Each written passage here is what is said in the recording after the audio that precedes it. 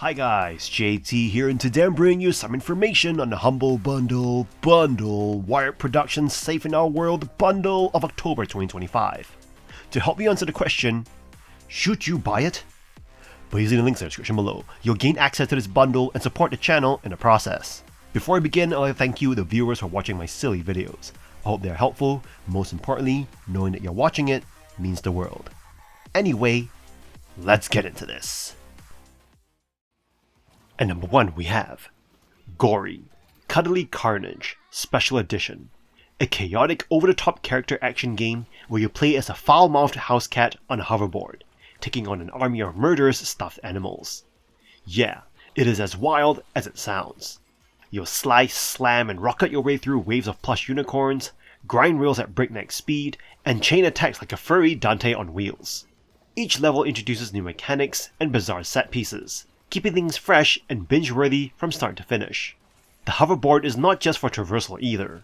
It is your primary weapon, movement tool, and lifeline during frantic chase sequences.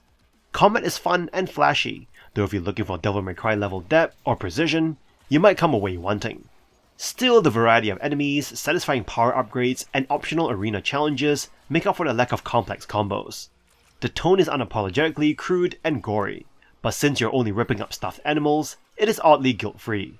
Whether you're blasting rocket-toting bears or slamming through shielded plushies, you'll feel like a total badass. Boss fights can be a hit or miss, but the moment-to-moment gameplay rarely lets up. If you're in the mood for a ridiculous, fast-paced action game that does not take itself too seriously, Gori, Cuddly Carnage delivers. Just be ready for blood, F-bombs, and a whole lot of fluff flying everywhere. At number 2 we have Bulwark Evolution, Falconeer Chronicles, a city builder set 40 years after a devastating war where you shape your own legacy in the Great Ursi. Instead of the usual resource grind, you get freedom. As long as you secure workers, wood, stone, and iron, you'll never run out, letting you focus on building sprawling fortresses, citadels, and sky bridges that look absolutely stunning. You'll pilot your aerial surveyor to discover new allies, refugees, or rival factions, making choices that can forge trade routes or spark wars. What makes this game so refreshing is how it cuts away the stress of traditional city builders. Trade routes are simple, captains are recruited naturally, and you're free to expand without constantly worrying about shortages. That freedom pushes you to explore and experiment, shaping settlements that feel alive. Politics and consequences still matter though. If you anger the wrong faction, expect retaliation. Combat is not hands-on, but your surveyor can assist in battles, keeping things tense without bogging you down. The open-ended structure might throw off players who prefer strict objectives, but the game thrives on discovery. From turning small outposts into mighty citadels, to deciding whether to play pirate or diplomat, the story feels personal. Gorgeous visuals and seamless systems make every session engaging, while free build and scenario modes give you options for replayability. If you love the Falconeer or want a city builder that prizes creativity over micromanagement, you'll find Bulwark Falconeer Chronicles a unique and rewarding experience. At number 3 we have Martha is Dead, a psychological horror set in Tuscany during World War II, where you uncover the tragic story of Giulia, after discovering your twin sister dead by the lake. Taking on Martha's identity, you're thrown into a disturbing narrative of grief, abuse, and the horrors of war. The story mixes real historical events with personal trauma, creating an unsettling blend of reality and nightmare that constantly keeps you guessing about what's true. At its core, photography is the main gameplay mechanic. You'll snap photos of key moments, adjust focus and aperture, develop them in the darkroom, and unlock new filters that not only enhance gameplay but also tie into the narrative. It is a surprisingly detailed system that makes exploration feel immersive. The Tuscan countryside looks gorgeous by day, but transforms into something eerie and oppressive at night, perfectly capturing the tone of a world at war. While the game pushes boundaries of graphic imagery, not every choice feels necessary. Some shocking scenes hit hard and highlight trauma effectively, but others come across as gratuitous. Still, the blend of photography, exploration, and unsettling atmosphere gives the experience more weight than a typical walking simulator. Martha is Dead is not for everyone. If you crave direction, its slower pacing and cryptic storytelling might frustrate you. But if you appreciate narrative risks, immersive photography mechanics, and hauntingly beautiful settings, you'll find a unique, if flawed journey that lingers long after the credits roll. And number 4 we have Deliver Us the Moon, a cinematic sci-fi adventure that places you in the boots of humanity's last astronaut. Earth's energy source on the moon has gone dark. It is up to you to uncover what has happened. What follows is a gripping emotional journey through the cold silence of space, equal parts mystery, survival, and solitude. You'll explore eerie lunar facilities, solve environmental puzzles, and pilot rovers and rockets in beautifully crafted zero-gravity environments. The gameplay blends first and third-person perspectives, making each section feel distinct. Your robotic companion ASE adds both utility and quiet charm as you use it to access terminals or scan fragments of humanity's lost efforts. The puzzles are clever but approachable, more about observation than difficulty, keeping the focus on atmosphere and storytelling. What makes it unique is how grounded the narrative feels. Rather than leaning on alien threats, the story reflects real-world themes like climate change, corruption, and human desperation. Every log and hologram you uncover paints a haunting picture of a civilization that reached too far and fell apart. Visually, the game is stunning, flooded with moody lights and vast lunar vistas powered by Unreal Engine 4. The soundtrack is equally impressive, delivering swelling emotional crescendos that elevate key moments. It is not perfect. Occasional janky controls and technical hiccups appear, but they rarely break immersion. If you love atmospheric storytelling, thoughtful sci-fi, and the lonely beauty of space, Deliver Us the Moon delivers a short but unforgettable experience. And number 5 we have Grip, Combat Racing, a high-speed combat racer inspired by Roll Cage, where your vehicles defy gravity by driving across walls and ceilings while firing missiles at rivals. You will begin with a tutorial that introduces boost pads, weapons, and physics-driven handling, then drive into twisting tracks across mountains, deserts, industrial zones, and neon-lit cities. The sense of speed is exhilarating, especially when you're flying upside down or rocketing off jumps. Racing feels responsive, and sliding through sharp bends before hitting a boost pad is satisfying. But the game doesn't pull its punches. In fact, it is brutal. AI opponents can feel unfair, shrugging off your attacks, while a single hit against you might spin you into defeat. If you miss key boosts, you'll quickly fall behind, and some awkward track designs make early hours punishing. This difficulty spike can frustrate, though you don't always need first place to progress through the campaign. Where Grip really shines is in its chaotic side modes. Arena deathmatches unleash mayhem as vehicles race across ceilings and rain rockets on unsuspecting enemies. Carcore mode is another highlight, pushing you to master puzzle-like stunt tracks for leaderboard bragging rights. Vehicle customization with decals and paint jobs also adds personality to your rides. Despite rough balance and occasional visual clutter, Grip delivers adrenaline-fueled fun once you push through its harsh start. If you want an old-school combat racer with modern flair and insane speed, this is one to grip tightly. At number 6 we have Arcade Paradise, a unique game that blends running a laundrette with playing arcade games, offering an intriguing slice-of-life experience. Developed by Nosebleed Interactive and published by Wired Productions, the game combines the mundane tasks of running a laundrette with the excitement of arcade gameplay. Initially, the focus is on managing the laundrette, completing tasks like washing clothes, collecting trash, and interacting with friends through a messenger app. However, hidden in the back room are playable arcade games that provide an unexpected twist. Players can enjoy games like Match 3, Mr. Driller, and more while earning money from them. As you accumulate funds, you can expand your arcade collection and grow your business. The appeal of Arcade Paradise lies in its balance between the nostalgic allure of classic arcade games and the unexpected enjoyment found in running the laundrette. The dozens of arcade cabinets are meticulously designed, combining elements of top-down GTA with gameplay reminiscent of classic games like Pac-Man. The game's core satisfaction comes from gradually transforming the laundrette into an arcade, appealing to both nostalgia and the desire for business growth. The game cleverly captures the sense of stealing moments for games amidst daily responsibilities, contrasting the vibrant and exciting world of gaming with the routine of work. It also highlights how games can be a unique lens through which to view the world, turning every mundane task, like laundry, into a rewarding challenge. Overall, Arcade Paradise offers a distinct fusion of nostalgia, gameplay, and everyday life that resonates with players. At number 7 we have Aaero 2, a rhythm-based rail shooter where you glide along neon tracks, blast alien foes, and sync your movements to a Monster Cat soundtrack. As the sequel to 2017's Aaero, it promises upgrades across the board, but your mileage may vary depending on what you're looking for. The line riding mechanic is the absolute highlight. Tracing glowing paths to the beat feels smooth, satisfying, and visually slick. It is one of those mechanics you'll want to master, especially with a co-op partner. Hitting those curves perfectly is pure rhythm game bliss, and the polish really shows here. Unfortunately, the shooting doesn't quite keep pace. Your rockets and bullets often feel ineffective, with hits not registering cleanly and enemies disintegrating in underwhelming fashion. Instead of amplifying the rhythm experience, combat can feel like a half-baked add-on. On top of that, visuals are inconsistent.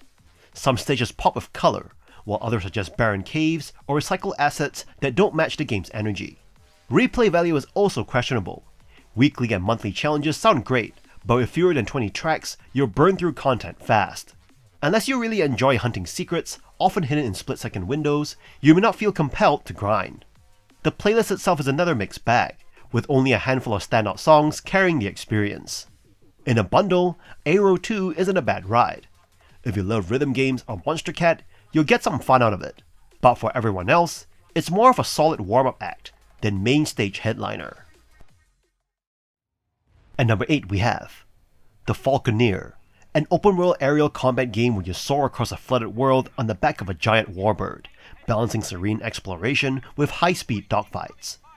You'll glide over vast oceans, discover mysterious islands, and dive into battles that feel straight out of a World War II dogfighting game. The mix of smooth fighting and arcade-style shooting makes piloting a falcon feel both natural and exhilarating. Traversal is a joy in itself. Diving to pick up speed, spreading your wings to bank wide turns, and watching storms crackle in the distance makes every flight feel cinematic. The animations and sound design sell the illusion, from the flap of wings to the piercing cries of your bird. Combat adds tension, with a simple but effective targeting system that rewards precision. Even escort missions, usually frustrating in other games, feel tolerable thanks to the gorgeous views and relaxing downtime between battles. But there are turbulence points. Lack of checkpoints means failing a long mission forces you to restart from scratch, which can turn relaxing sequences into tedium. Mission rewards are oddly inconsistent, sometimes paying the same for quick tasks as lengthy operations. Exploration, while enticing, suffers from a lack of direction. You'll often feel like you're just winging it without clear markers. Difficulty also spikes unpredictably, forcing you to occasionally drop the challenge just to progress. Still, the world brims with beauty and mystery. Whether you're flying alongside whales, dueling massive foes, or simply enjoying a sunset, The Falconeer delivers a unique and memorable ride. At number 9 we have Those Who Remain, a first-person psychological horror game that drops you into the haunted town of Dormont, where shadows are more dangerous than any weapon. You step into the role of Edward, a man trying to put his life back together, only to find himself trapped in a nightmare where the only rule is simple: stay in the light. Step into the dark for even a second, and glowing-eyed figures will end you instantly. The gameplay is less about combat and more about survival through light manipulation. You'll solve puzzles by turning on lamps, flipping switches, or entering an alternate reality where floating objects can be moved to affect the real world. This mechanic keeps exploration tense, especially when every door opened risks a scare waiting just beyond the shadows. The slow pace leans into atmosphere, with story details scattered across notes and clippings you'll want to piece together. While the eerie vibe works, the game is not flawless. Checkpoints can feel unfair, sending you back further than expected after death. Puzzles range from straightforward to mildly clever, but rarely block your progress for long. The visuals nail the creepy tone, though optimization issues mean even high-end rigs can struggle. It's also a fairly linear experience with little replay value once you've seen the story through. Still, when you're creeping through dark halls, heart-pounding, Those Who Remain delivers the kind of tension horror fans crave.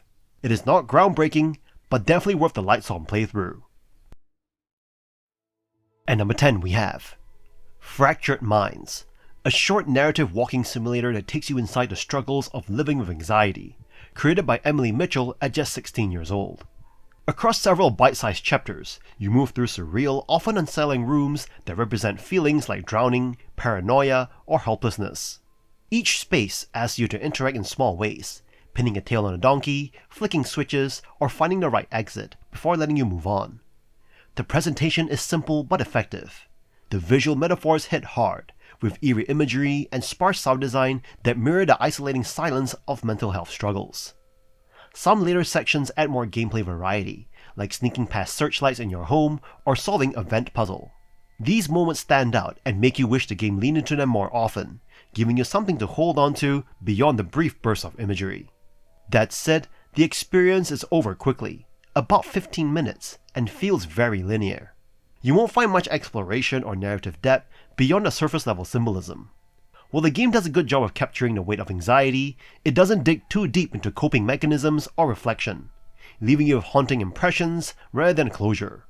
Still, Fractured Minds is an achievement worth recognizing. It is heartfelt and accessible. Buying this game from a bundle, you get a raw and thought-provoking glimpse into someone's world, and that alone makes it worth your time. At number 11 we have Tin Hearts, a narrative puzzle game that blends emotional storytelling with inventive mechanics. Set in Victorian times, you step into the life of Albert Butterworth, an inventor whose touching family story unfolds piece by piece as you solve puzzles. Guided by Matthew Chesney's moving soundtrack, the atmosphere strikes a bittersweet balance between warmth and melancholy, preparing you for a tale that's both heartwarming and heartbreaking. Gameplay has you directing tiny toy soldiers from their box to a doorway, using toy blocks to change their paths. As you progress, new mechanics keep things fresh. You'll operate toy cannons, spin pinwheels to glide soldiers across gaps, bounce them off drums, or even harness electricity. Later, you can directly control a single soldier to help manage bigger, more complex puzzles. Levels expand across huge spaces, but handy tools like pause and rewind keep frustration at bay while still providing a challenge. Exploration rewards you with secrets and achievements, and the narrative unfolds through memories and letters tied to Albert's family. The game constantly feeds you new gadgets and ideas, making each puzzle a clever surprise. While some controls can feel finicky, like aiming cannons or adjusting pinwheels, and camera angles occasionally frustrate, these issues do not overshadow the creativity at play. With charming visuals, smart puzzle design, and a soundtrack that amplifies its emotional weight, Tin Hearts offers an experience you won't want to put down. It's a heartfelt journey about invention, love, and family, one that might just leave you in tears. At number 12 we have The Last Worker, a first-person puzzler with a stealthy twist, dropping you into a far-future Amazon-style warehouse as Kurt, the literal last human left on the job. You spend your shift zooming around in a hovercraft, scanning packages with a grav gun, and deciding whether they are fit for delivery or headed for the recycling chute. At its best, it channels a Papers, Please vibe, where every overlooked detail can cost you, but it never fully pushes the tension high enough. Alongside package checking, stealth sections have you sneaking past patrol bots with classic cones of vision. The mechanics are simple but satisfying, with standout moments when you're juggling objectives, like hitting quotas while sabotaging the system in secret.